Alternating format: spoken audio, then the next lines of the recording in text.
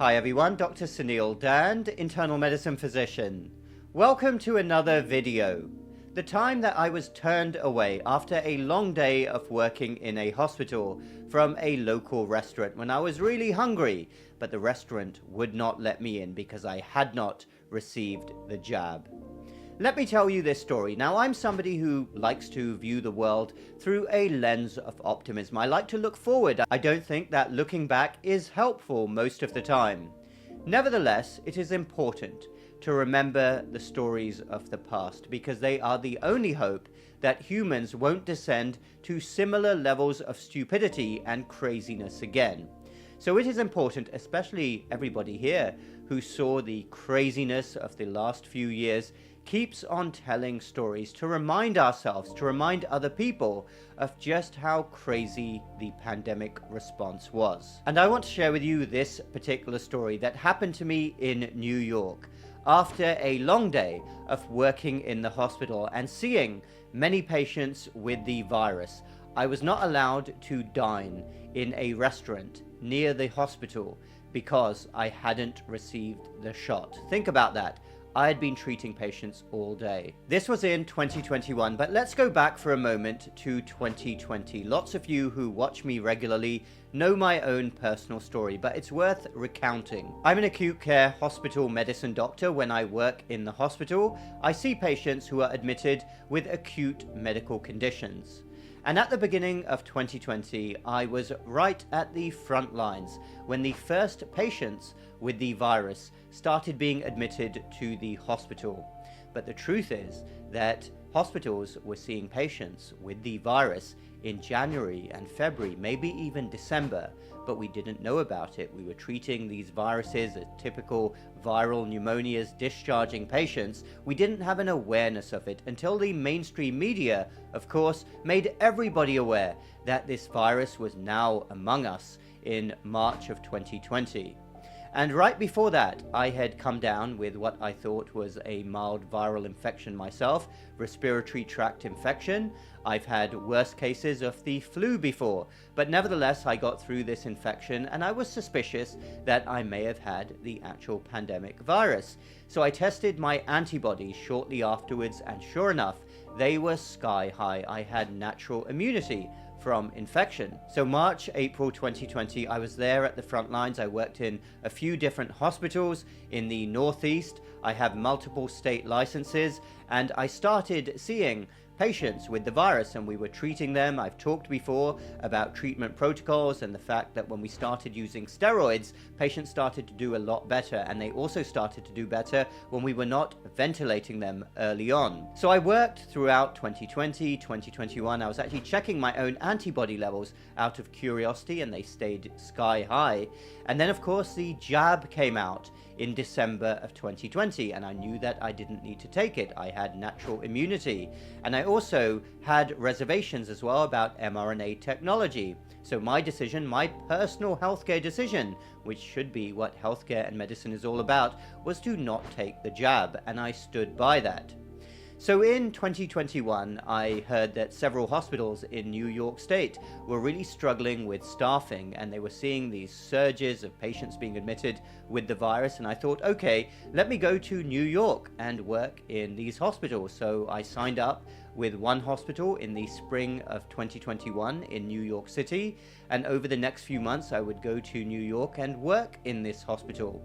And I saw lots of patients with the virus. I mean, by then, I would say in 2020 and 2021, I treated hundreds of patients with the virus who were admitted to hospitals. Most cases, the overwhelming majority, I would say, were quite mild relatively. They got better in a few days with supportive care, and we discharged them home. But of course, every now and again, we would see the more severe cases, particularly with the known risk factors, including underlying disease, type 2 diabetes, obesity. That was a big one, no pun intended, but obesity was a massive risk factor for worsened viral infection. Not enough has been made of that, but I've talked about that before as well.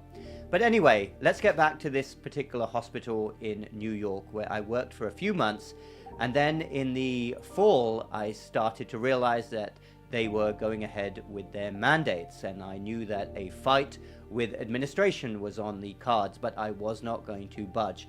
I was not going to work there anymore if they were coercing me into taking a jab that I knew I didn't need.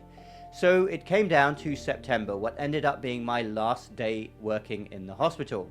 And I remember that particular day, I saw a few patients with the virus, but my last call to the medical floor was a patient who was acutely deteriorating. This patient had risk factors, obesity, etc., some other underlying disease, and she was deteriorating, and I helped transfer her from the medical floor to the intensive care unit. That was actually the last patient I saw, ironically. So I finished up my day, it was quite late, and I went across the street to a restaurant. This is in New York. I was pretty hungry by then, so I found a restaurant and I looked at the menu and said, okay, well, it's late, I want to eat. And the guy looked at me there, the host, and he said, look, I'm really sorry, but I have to ask, if you are jabbed, we need your certificate that you have received the shots. Remember, not just one shot, you needed 2 to be fully immune, as per the recommendations which were pulled out of thin air by our authorities. But anyway, of course, I didn't have a certificate, so I said, no, I don't have a certificate. And he said, sorry, I cannot allow you to dine here. So anyway, I was tired, I wasn't going to argue. I turned around and I realized that as I was passing all these restaurants, they all had signs outside saying you had to show a certificate to go in. Thankfully, I managed to find something to eat at a local convenience store, and I went back to my hotel, and that is that. That was the last time I worked at that particular hospital. But think about this for a moment. I'm a doctor that worked at the front lines the whole time. I was actually seeing patients with the virus. I was treating patients with COVID-19. Thousands of patients that I've treated by now. By then it was probably over 1,000 as well that I had treated in the hospital. And that particular day I had helped with patients with the virus, including my last patient who was ailing rapidly. I step outside the hospital and I'm not even allowed to eat at a restaurant, because that is what the authorities, our authorities in their wisdom, deemed to be a good and safe decision. Never mind by then that we knew that even if you had received the shot, you would still get the infection. That didn't matter. They wanted to enforce the rules. Who knows what strings were being pulled at the top? Authorities, we know what they like, big business, big pharma, what strings were being pulled to get more and more shots into people. Many people like myself who didn't need them.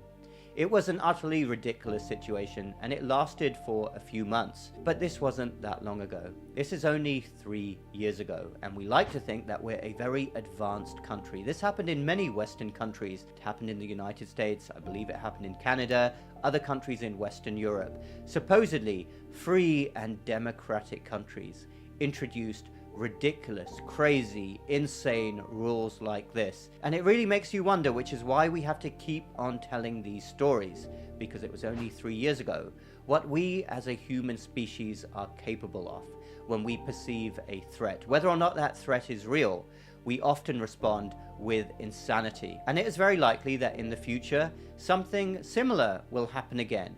And how will we respond next time? Will we respond more sensibly? I'm not optimistic. The track record for humanity is not good in this respect. And goodness knows, in the future, if we have something which is even worse, even more of a true threat, how are we capable of responding? What ridiculous rules will we enact? What ridiculous mandates will be forced on people who don't need them? These are all questions for the future. We shall see. But I wanted to share that particular story with you all here. I haven't shared it very much, but that happened to me less than 3 years ago. I was turned away from a restaurant having treated patients all day. Thanks everyone for watching. Dr. Suneel Dhand. Check out my website and my free downloads. Those links are down below. Hit the like button if you like this video and the bell button for more similar videos in the future. We will speak again very soon.